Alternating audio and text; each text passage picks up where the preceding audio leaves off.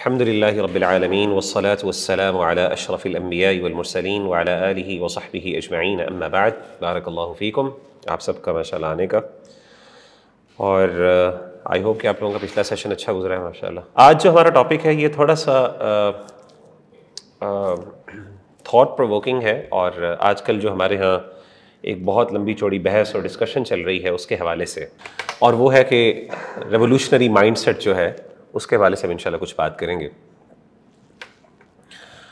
تو دیکھیں، ہم نے مسلمانوں میں اور مسلم امہ کی جب ہم بات کرتے ہیں تو جو لاسٹ 3 سینچریز ہیں، we have actually suffered from colonisation, ٹھیک ہے نا، ہم کالونائزیشن سے گزرے ہیں، اور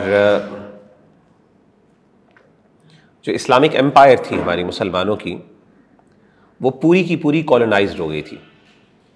کہیں ہمیں فرینچ نظر آتے تھے، کہیں ہمیں برٹش نظر آتے تھے، اور پوری کی پوری اسلامک امپائر مسلمانوں کے دشمنوں کے ہاتھ میں تھی، سوائے افغانستان کے، حجاز کے، اور اسی طریقے سے کچھ علاقے تھے ٹرکی کے، وہ بچ گئے تھے، باقی پورا کا پورا اسلامک امپائر کالونائز ہو چکا تھا۔ اور اس کالونائزیشن کی وجہ سے مسلم آئیڈیالوجی کے اوپر ایک ڈیوسٹیٹنگ ایفیکٹ ہمیں دیکھنے کو ملا، اور اس کی وجہ سے بہت سے کانسیپٹس جو ہیں مسلمانوں کے اندر انہوں نے جنم لیا۔ بہت سے ایسے ideas they actually took birth among the Muslim masses, جو کہ پہلے کبھی بھی 1400 ایئرس کے اندر، یا آپ سمجھ لیتے 1300 ایئرس کے اندر کبھی اس طریقے سے ڈسکس نہیں ہوئی، یا کبھی اس طریقے سے پروپیگیٹ نہیں کیے گئے۔ اور ہم نے کچھ ڈائیکاٹمیز اور بائنریز بھی کریٹ کی۔ کچھ آئیڈیاز جو ایک زمانے میں پارٹ اینڈ پارسل سمجھے جاتے تھے، ان کو ہم نے ڈائسیکٹ کیا، اور ہم نے ان کو ڈیوائیڈ کر دیا، اور ایک نیو آئیڈیاز کے ساتھ ہم نے کچھ چیزوں کو بیان کرنا شروع کر دیا۔ حالانکہ ان کی ضرورت نہیں تھی، ہمارے دین میں آلریڈی ان کے آلٹرنیٹیوز، یا آپ سمجھ لیں کہ ایکچوئل کانسیپٹس اور آئیڈیاز موجود تھے، لیکن due to many reasons in fact, ہم لوگوں نے کچھ نئے آئیڈیاز کو اپنے دین کے اندر اور مسلمانوں کے درمیان انٹروڈیوس کروانا شروع کر دیا۔ تو ہمارے ہاں، جیسے میں نے آپ کو بتایا، کچھ آئیڈیاز تھے، they were part and parcel, they were one and the same thing, but then later they were dissected and ایک ڈائیکاٹمی کے طور پہ، ایک بائنری کے طور پہ ہمارے سامنے آئے۔ وہ کچھ آئیڈیاز آپ کے سامنے رکھنا چاہتا ہوں اور ان کو ایکسپلین کروں گا انشاءاللہ۔ مثال کے طور پہ ہمارے ہاں دعوت دین کا ایک آئیڈیا تھا، اور اسی کے ساتھ ایک اور آئیڈیا ہمیں جو انقلاب کا یا ریولوشن کا آئیڈیا، وہ ہم نے انٹروڈیوس کروایا ہمارے درمیان۔ اسی طریقے سے ایک اور ڈائیکاٹمی، یا سمجھ لیں ایک بائنری، تزکیہ کی اور اقامت دین کی، یہ ہم نے کریٹ کی۔ اور اسی طریقے سے ہم نے فقہ اور فکر، یہ 2 آئیڈیاز کو ہم نے ڈائسیکٹ کیا اور ان کو بائنری کے طور پہ پریزنٹ کیا۔ تو کہنا میں یہ چاہ رہا ہوں کہ یہ جو آئیڈیاز آپ کے سامنے رکھے ہیں، یہ وہ آئیڈیاز ہیں جو ایک زمانے میں ایک ہی تھے، یعنی یہ جو دعوت دین اور انقلاب کا تصور آلموسٹ یہ ایک ہی تھا، اس کو ہم نے ڈائسیکٹ کر دیا اور ہم نے ان کو الگ الگ طور پہ بیان کرنا شروع کر دیا۔ اور اسی طریقے سے تزکیہ اور اقامت دین کو ایک زمانے میں ہم ایک ہی کانسیپٹ سمجھا کرتے تھے، لیکن ہم نے ان کو علیحدہ کر دیا۔ اور اسی طریقے سے فقہ اور فکر، ٹھیک ہے نا، یعنی تھاٹ اور اسلامک انڈرسٹینڈنگ یا جورسپروڈنس، اس کو ہم نے یعنی علیحدہ علیحدہ کر دیا۔ پہلے یہ ایک ہی ٹرمز تھے اور کانسیپٹس تھے۔ دیکھیں، ابھی اس ٹائم جو مسلم امت کے حالات ہیں، اور خاص طور پہ اگر ہم غزہ کے مسئلے کو سامنے رکھیں، اور جو فلسطین میں ہم روزمرہ جو اللہ معاف کرے وہاں پہ مظالم ہو رہے ہیں، اور جس طریقے سے اللہ معاف کرے مسلمانوں کو جانوروں سے بھی بدتر طریقے سے ڈیل کیا جا رہا ہے، ان کو ختم کیا جا رہا ہے، گاجر مولی کی طرح کاٹا جا رہا ہے، اللہ معاف کرے۔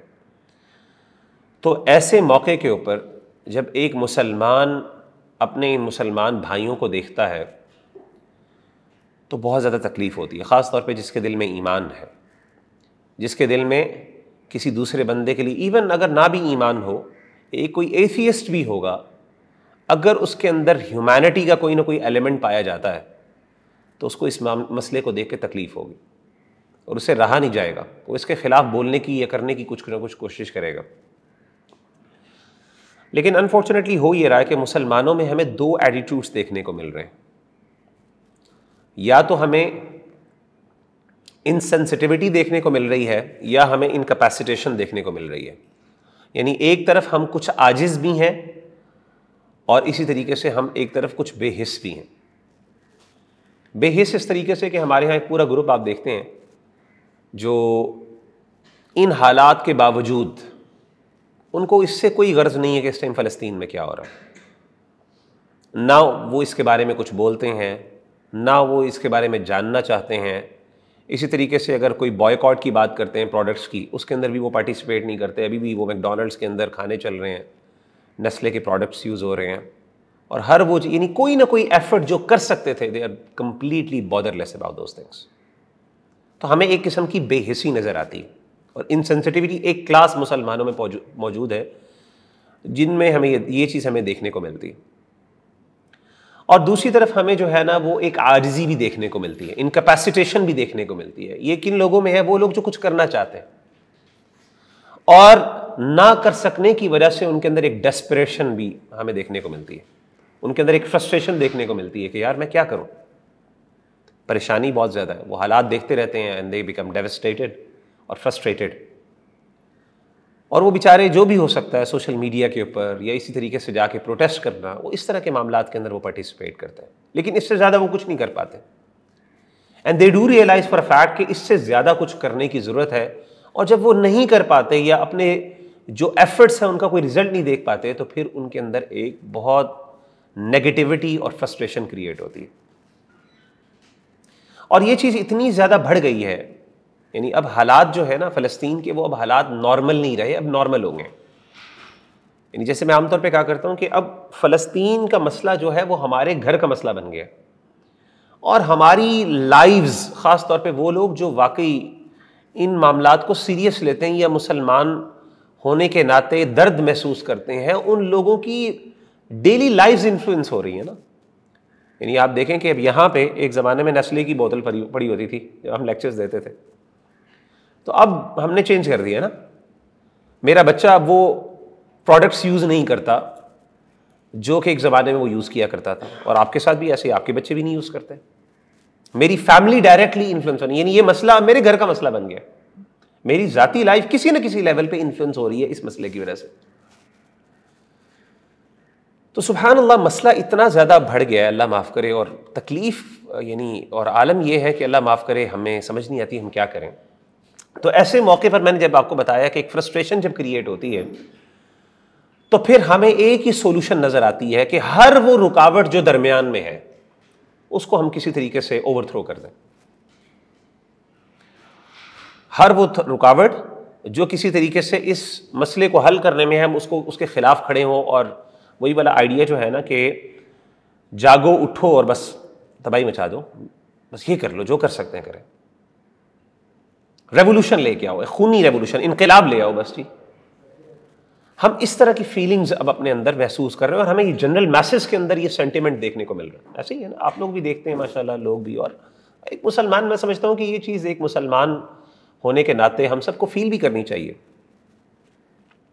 اچھا، اس کا ایک فلپ سائیڈ بھی ہے. یہ تو ایک اچھی سائیڈ ہے، اور یہ جذبہ اور ایز اے مسلمان ہمارے درمیان، ہمارے دل میں کوئی اس طرح کی فیلنگز ہونا، یہ تو اچھی چیز ہے.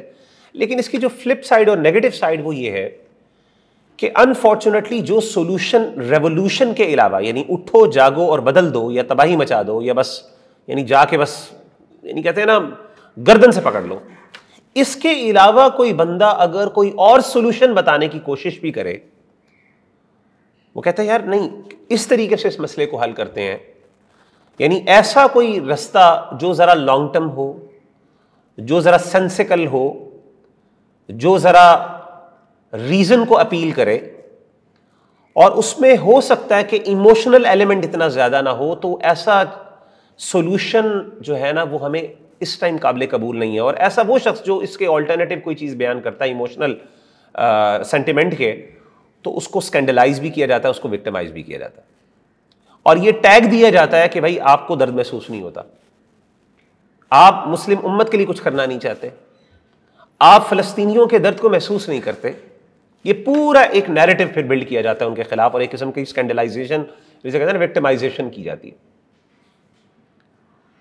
یعنی اب دیکھیں نا کہ اگر آپ کے پاس کوئی اور، یعنی اگر آپ اس ٹائم یہ والا نعرہ نہیں لگاتے کہ جی قتال فرض ہے ہر امت کے فرد کے اوپر، اور فرض ہے کہ ہم ایک ریولوشن لے آئیں، اور فرض یہ ہے کہ تمام ہمارے حکمران انکلوڈنگ دا ریلیجس کلرجی ان کی ہم گریبانوں کو پکڑ لیں، اگر آپ اس کے علاوہ کوئی سولوشن دیتے ہو نا تو آپ امت کا درد نہیں رکھتے، آپ فلسطین کا مسئلے کو حل نہیں کرنا چاہتے. یہ اصل میں ایک سکینڈل اور ایک وکٹمائزیشن موجود ہے. انفارچونیٹلی اس پرابلم کو ہمیں ایڈریس کرنے کی ضرورت ہے، اور میں سمجھتا ہوں کہ جن بھائیوں کے اندر، جن لوگوں کے اندر یہ ہے، میں ان کو زیادہ بلیم نہیں کرتا، کیونکہ ٹو بی ویری آنیسٹ حالات بہت زیادہ خراب ہو چکے ہیں. اور انفارچونیٹلی میں سمجھتا ہوں کہ یہ ایک جذبہ مسلمان کا ایک ایمانی جذبہ ہے، لیکن ٹو بی ویری آنیسٹ ہمیں اس کو صحیح طریقے سے چینلائز کرنے کی ضرورت ہے. لیکن یہ چیز آؤٹ آف پرپورشن بڑھ رہی ہے، اور اس کی وجہ سے اللہ معاف کرے سیریس قسم کا نقصان ایکسپیکٹڈ ہے، اور سیریس آؤٹ کمز جو ہیں وہ ایکسپیکٹڈ ہیں. میں آپ کو ادھر تھوڑا سا ریولوشن کا جو آئیڈیا ہے وہ سمجھانا چاہتا ہوں، اور میں چاہتا ہوں آج لوگ، آپ ہو سکتا ہے بہت سے ایسے آئیڈیاز، اور آپ لوگ ضرور لکھیں، کوئی سوال آپ کے ذہن میں آتا ہے، کوئی کنسیپٹ آپ کو کلیئر نہیں ہوتا، کوئی آپ کو ڈس ایگریمنٹ ہوتا ہے، آپ پلیز کریں اس چیز کو. And we need to clarify these things انشاءاللہ. اور میری کوشش ہوگی کہ میں اگلے 1-2 سیشنز کے اندر اس مسئلے کو نا، ریولوشن کا مسئلہ، خلافت کا مسئلہ، اس کی اسٹیبلشمنٹ کے بارے میں، جہاد کا جو کانسیپٹ ہے، ان چیزوں کو ہم ذرا انشاءاللہ کھولیں، ان آئیڈیاز کو، اور ان کو کوشش کریں ریلیٹ کریں اپنے ماڈرن ٹائمز کے ساتھ. Let us take a step back and let us try to analyse and understand these ideas. Revolution کا پہلے آئیڈیا سمجھیں، ریولوشن ہے کیا، what do we mean by revolution. اور انشاءاللہ آپ اس کو لکھیں بھی، میں نے کہا جہاں پہ آپ کو کوئی سوال ہو آپ ضرور کریں انشاءاللہ. We need to actually clarify these concepts. Revolution 2 معنی میں عام طور پہ استعمال ہوتا ہے، the idea of revolution. Revolution کا ایک مطلب ہوتا ہے سوسائٹل یا سوشل چینج، ایک پازیٹو چینج، معاشرے میں ایک پازیٹو تبدیلی لے کے آنا. ایک تو یہ آئیڈیا ہے. یہ اگر اس معنی میں ریولوشن کو بیان کیا جائے یا انڈرسٹینڈ کرنے کی کوشش کی جائے یا کنسیپچولائز کرنے کی کوشش کی جائے تو پھر یہ کوئی غلط آئیڈیا نہیں. میں نہیں سمجھتا کہ دنیا کے اندر کوئی ایسا بندہ ہوگا، چاہے وہ مسلمان ہو یا نان مسلم ہو، کہ وہ اس کے خلاف ہوگا اس آئیڈیا کے. بھائی کیوں نہیں کوئی پازیٹیو چینج آنا چاہیے؟ ہم سب کو اس بات کا پتہ ہے کہ معاشرے کے اندر بہت سی گندگی موجود ہے، برائیاں موجود ہیں، اور یہ ایک سوسائٹی کے اندر ایک پازیٹیو چینج آنا، خیر کا بڑھ جانا، بھلائی کا آ جانا کون نہیں چاہتا بھائی؟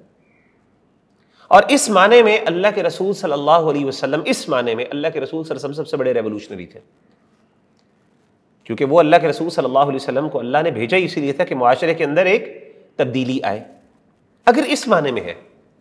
لیکن عام طور پہ جب ہم ریولوشن کی بات کرتے ہیں تو revolution is not just a social change. یہ ایک لوڈڈ ٹرم ہے، یہ ایک لوڈڈ ٹرم ہے، اس کے پیچھے ایک آئیڈیا ہے. وہ آئیڈیا کیا ہے؟ بیسکلی عام طور پہ اگر آپ اس کی مختلف ڈیفینیشنز کو اسیس کریں تو you would come to a conclusion. آسان الفاظ میں آپ کہہ سکتے ہیں it's a forcible overthrow of a government اور social order in favour of a new system. That is actually a revolution that we talk about normally.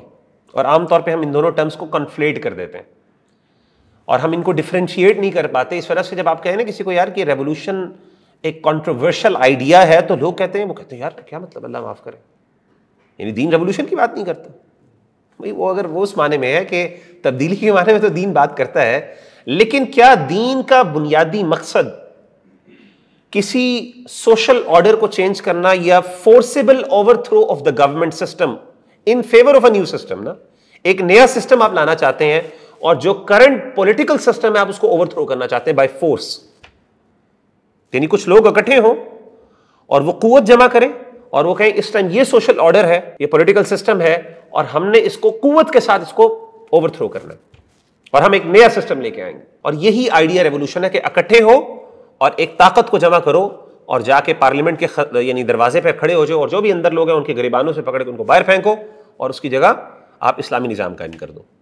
یہ ہے آئیڈیا جس کو ہم ریولوشن کہتے ہیں. کیوں ہمیں ریولوشن کی ضرورت پڑتی ہے؟ جو لوگ ریولوشن لانا چاہتے ہیں ان کا بنیادی مقصد اور آبجیکٹو کیوں ہوتا ہے؟ جب آپ دیکھتے ہیں کہ آپ کے اوپر اللہ تعالیٰ نے کچھ لوگوں کو اختیار دیا ہے اور وہ اپنی اس پاور کو ایکسپلائٹ کر رہے ہیں اور اس پاور کو ابیوز کر رہے ہیں اور اس پاور کی ابیوز کا یا ایکسپلائٹیشن کا اثر آپ سارے انڈیویجولز اسے انفلوئنس ہو رہے ہیں. یہی ہے نا. اور اب آپ کہتے ہیں کہ یار طاقت اکٹھا کرو اور اس کو اوور تھرو کرو اور عدل کا نظام اور خیر کا نظام لے کے آؤ. ایسے ہی ہے, یہی موٹیویشن ہوتی ہے نا, یہ آبجیکٹو اس کا ایسے ہی ہے, یا اس کے علاوہ بھی کوئی مقصد ہوتا ہے؟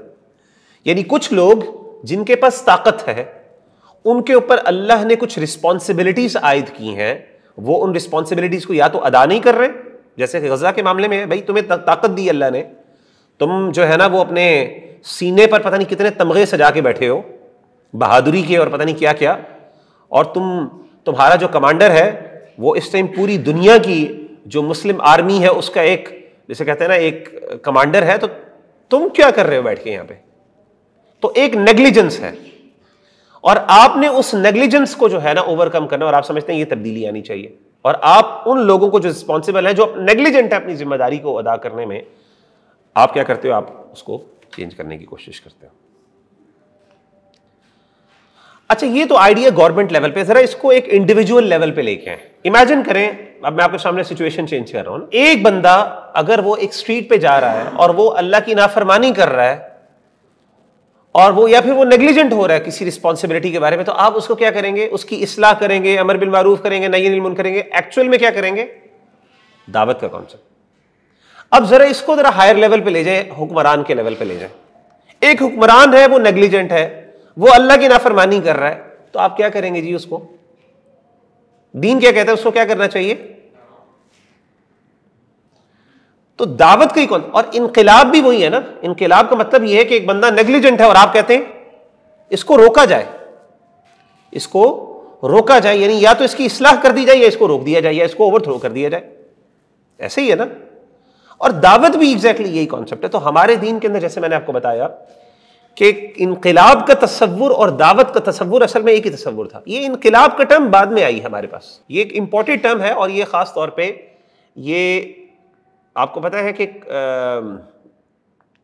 اشتراکیت یا پھر کمیونزم جسے ہم کہتے ہیں, وہاں سے ٹرم امپورٹنٹ ٹرم. یہ ریولوشن کا جو آئیڈیا ہے یہ سوشلسٹ آئیڈیا ہے, اور آپ کو پتا ہے کہ یہ سوشلسٹ آئیڈیا جو ہے یہ جو انقلاب آیا یہاں پہ چین میں, پھر رشیا کے اندر, تو بیسیکلی وہاں سے یہ ایک مارکسسٹ, بلکہ زیادہ بہتر ٹرم ہے اس کے لیے کہ یہ مارکسسٹ آئیڈیا ہے. ریولوشن جو ہے, یہ ریولوشن کا جو آئیڈیا ہے یہ مارکسسٹ آئیڈیا ہے. ہمارے دین میں آلریڈی دعوت دین کا تصور موجود ہے.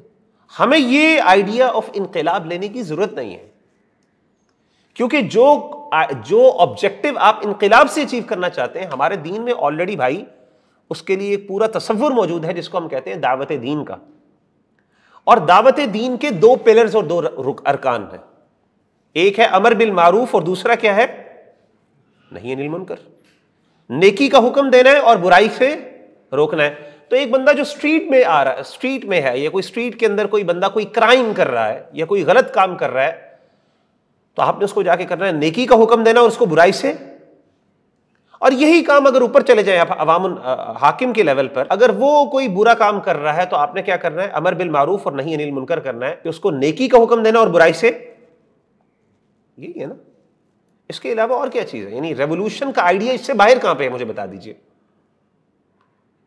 ہمیں کیوں ریولوشن کی ہے انقلاب کا لفظ استعمال کرنے کی ضرورت پڑی؟ یاد رکھیے گا یہ جو ٹرمز ہوتی ہیں لوڈڈ ٹرمز ہوتی ہیں, دے کم ود اے بیگیج. یہ نہیں کہ یہ کوئی لٹرل ورڈز ہیں, ڈکشنری سے آپ نے ایک ورڈ اٹھایا, آپ نے کہا یار اس ورڈ کو میں یوز کر لیتا ہوں. اس ورڈ کے پیچھے پورا ایک فنڈامنٹل آئیڈیا ہے, ٹھیک ہے نا. اس کے پیچھے پورا ایک آئیڈیا ہے, اس کے پیچھے پورا ایک بیگیج ہے, اور جب آپ وہ ٹرم یوز کرتے ہیں تو it comes with a baggage. ٹھیک ہے, میں آتا ہوں انشاءاللہ, سوال و جواب ہوں گے اس پہ. بہت مجھے پتا ہے آپ لوگوں کے ذہن میں بہت سے سوالات ہیں, جسٹ گیو می سم ٹائم تو میں اس پورے آئیڈیا کو پہلے ایکسپلین کر لوں. انشاءاللہ آپ کے بہت سے سوال ایڈریس ہو جائیں گے, اور اس میں کچھ رہتے ہوں گے, پھر انشاءاللہ ہم اس کو کور کر لیں گے. کیونکہ میں اس کو, جیسے ہم نے پہلے بھی سیریز ایک سٹارٹ کی تھی, ان سیریز آف سیشنز کے اندر میں ان آئیڈیاز کو کھولنا چاہ رہا ہوں. آج میں صرف انقلاب کے آئیڈیا کو ایکسپلین کرنا چاہ رہا ہوں. تو ریولوشن کا جو آئیڈیا ہے, ہمارا جو آرگیومنٹ ہے وہ یہ ہے کہ ریولوشن کا جو آئیڈیا ہے وہ دعوت کے آئیڈیا سے الگ نہیں ہے. اسی لیے وہ بندہ جو دعوت دین کا کام کر رہا ہے, عمل بالمعروف اور نہی عن المنکر کا کام کر رہا ہے, وہ بیسیکلی ریولوشن کا, آپ کے مطابق جو لوگ ریولوشن کا ورڈ زیادہ پسند کرتے ہیں, چلیں, وہ بیسیکلی ایک ریولوشن کے لیے کام کر رہا ہے. وہ چاہے انڈیویجول لیول پہ ہو, چاہے گورنمنٹ لیول پر ہو, جس مرضی لیول پر ہو, وہ اللہ تعالیٰ کے دین نافذ کرنا چاہتا ہے، وہ چاہتا ہے کہ لوگ اللہ کی بات مانیں انڈیویجول لیول پر، اور اسی طریقے سے چاہے وہ حکومتی لیول پر۔ آپ اس آئیڈیا کو اس سے ڈیٹیچ نہیں کر سکتے، ڈیورس نہیں کر سکتے۔ تھوڑی بات سمجھ آئیے میری؟ آپ کو سوالات ہوں گے وہ ایک الگ بات ہے، لیکن آپ کو میرا آئیڈیا جو میں آپ کو بات بتانا چاہ رہا ہوں وہ سمجھ آ گئی نا؟ چلیں جی، میں اب آپ کو بتاتا ہوں کہ جیسے میں نے بتایا دعوت دین کے اندر دو ہی چیزیں، دو پلرز ہیں، امر بالمعروف اور نہی عن المنکر۔ اور جیسے کہ آپ نے کہا، بھائی نے بات کی، امر بالمعروف اور نہی عن المنکر کا پورا جو فارمولا ہے وہ اللہ کے رسول صلی اللہ علیہ وسلم کی ایک حدیث کے اندر بیان کر دیا۔ وہ ایک بیسکلی آپ سمجھ لیں فریم ورک، اور وہ حدیث کیا ہے؟ اللہ کے رسول صلی اللہ علیہ وسلم کی بڑی مشہور حدیث، من رآ منکم منکرا، تم میں سے جس نے کسی برائی کو دیکھا، فلیغیرہ بیدی، اس کو تبدیل کر دے اپنے ہاتھ کے ساتھ۔ تبدیل کا مطلب بڑا اچھا ہے، صرف روکنا نہیں ہے بلکہ اس کو چینج کر دے۔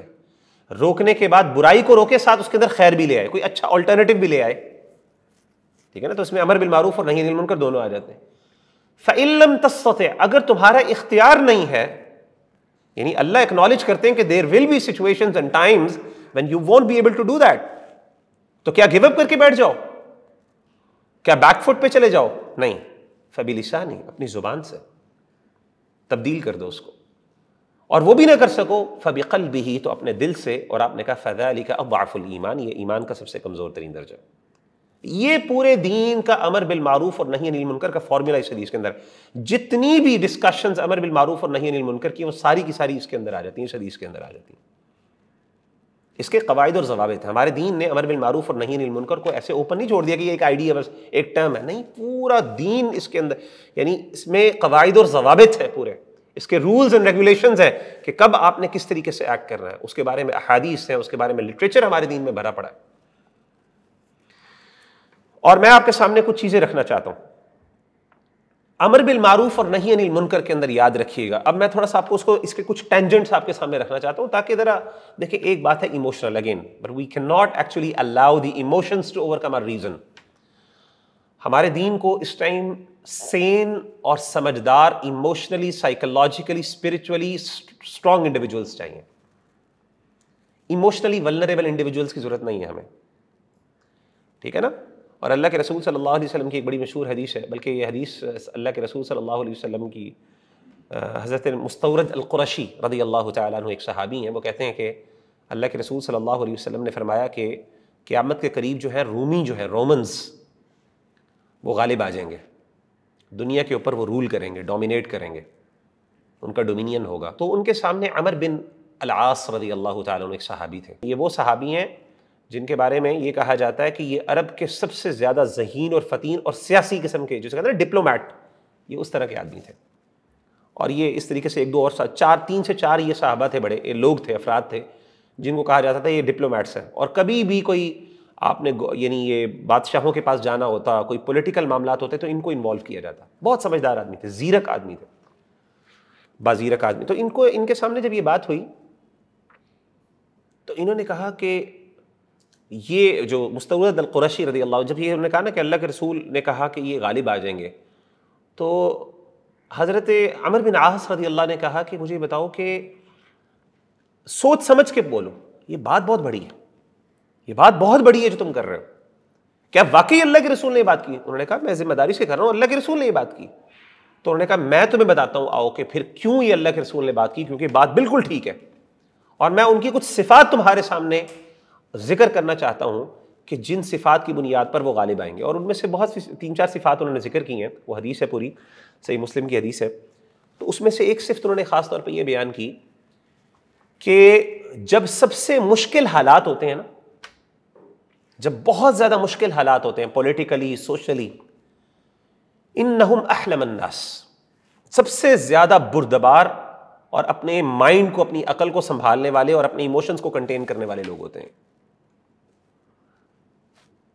یعنی یہ اتنے آرام سے، یعنی حالات خراب ہوتے ہیں تو یہ نہیں کہ وہ ایموشنل ہو جاتے ہیں، ہم پاگل ہو جائے، یہ کر لو تو بھائی میں چاہ دوں، یہ نہیں ہوتا، مطلب دے آر سین وہ، اور پھر وہ they take a step back, they take a step back and they think over it and then they respond کرۃ بعد فرۃ، باقاعدہ الفاظ ہیں اس طرح کے۔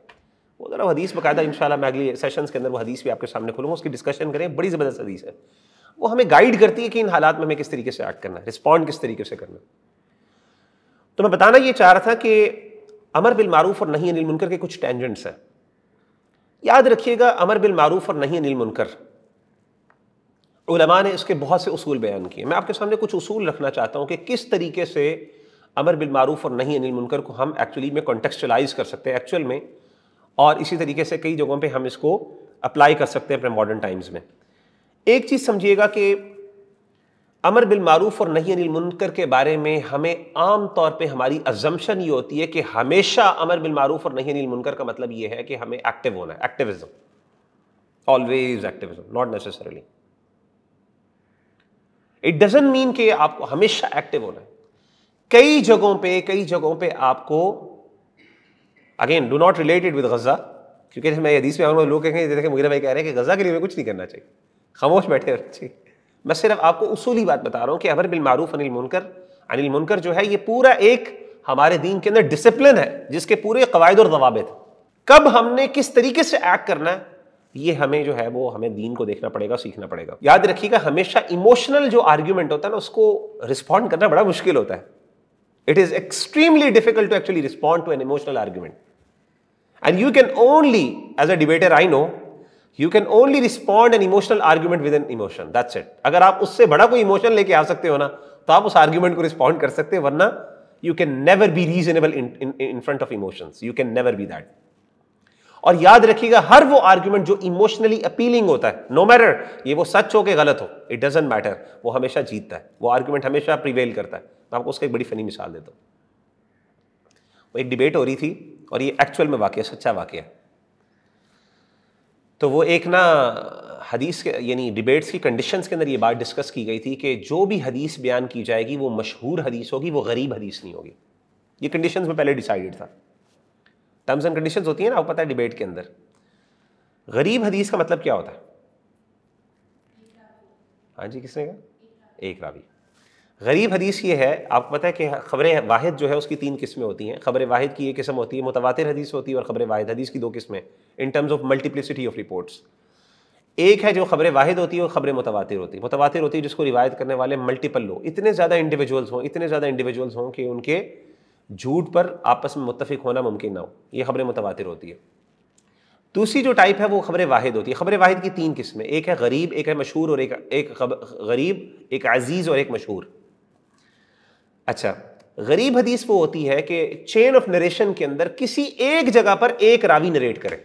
مثال کے طور پہ اللہ کے رسول صلی اللہ علیہ وسلم سے 3 صحابہ نے سنا، آگے 4 صحابہ، انہوں نے آگے اپنے 4 لوگوں کو ڈیلیور کیا، اور ان 4 میں سے صرف ایک نے اس حدیث کو آگے، یعنی اس کے بعد چین آف نریشن کے اندر کسی ایک صحابہ یعنی جو تابعی تھا اس سے تبع تابعین میں سے ایک نے صرف سنا، باقیوں میں سے کسی نے آگے حدیث بیان نہیں کی، اور اس نے آگے بے شک 500-600 لوگوں کو بیان کر دیا۔ تو چین آف نریشن میں پہلے 3 ہے، پھر 4 ہے، پھر 1 ہے، اور پھر آگے 100-200 اس طرح۔ تو یہ جو حدیث ہے اس کو ہم غریب حدیث کہتے ہیں کہ کسی ایک لیول پر ایک روایت راوی رہ جائے۔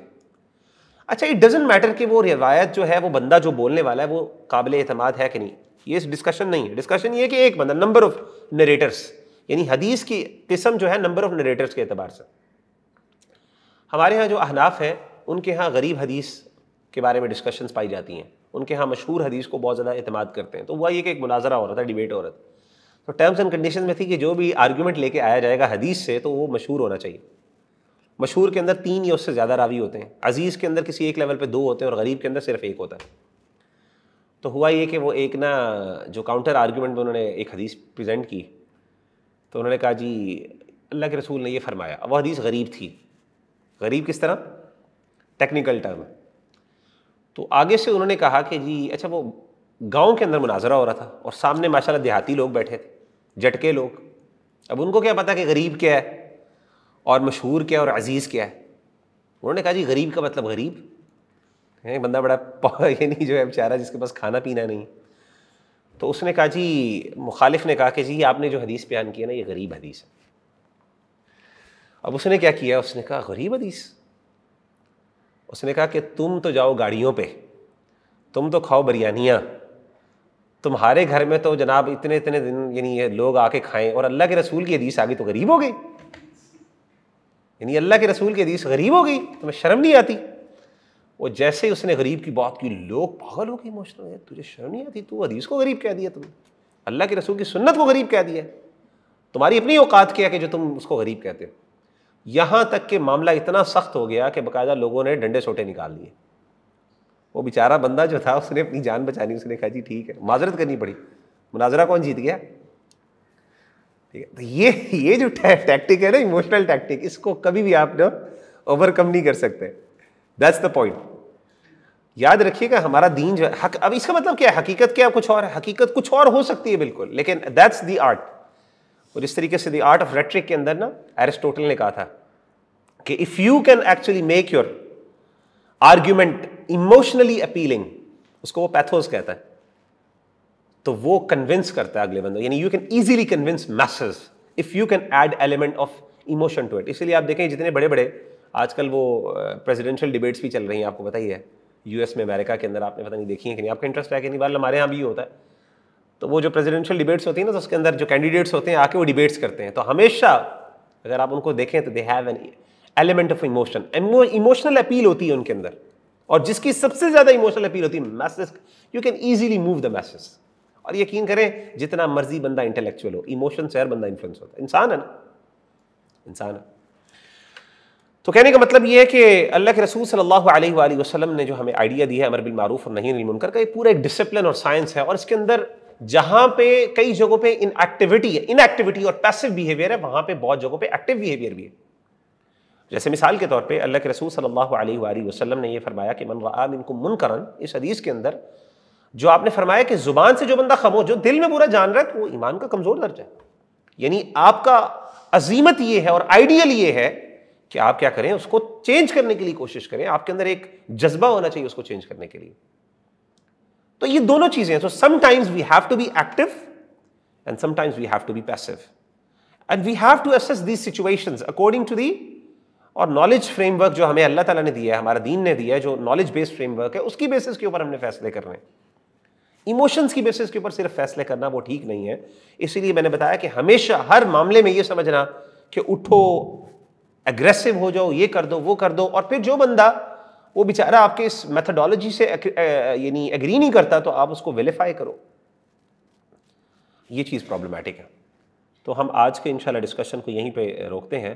آگے انشاءاللہ اگلے سیشنز کے اندر میں انشاءاللہ ڈسکشن کروں گا جو ہمارے ہاں تزکیہ اور اقامت دین کا تصور ہے، کہ ہمارے ہاں یہ بھی ڈائیکاٹمی کریٹ کی جاتی ہے کہ تزکیہ کوئی اور الگ چیز ہے اور اقامت دین کوئی اور چیز۔ وہ کہتے ہیں جی دیکھیں مولوی آج کل کیا کر رہے ہیں، وہ اقامت دین کی بات نہیں کرتے، وہ تزکیہ کی بات، وہ کہتے ہیں تزکیہ کی بات کرو۔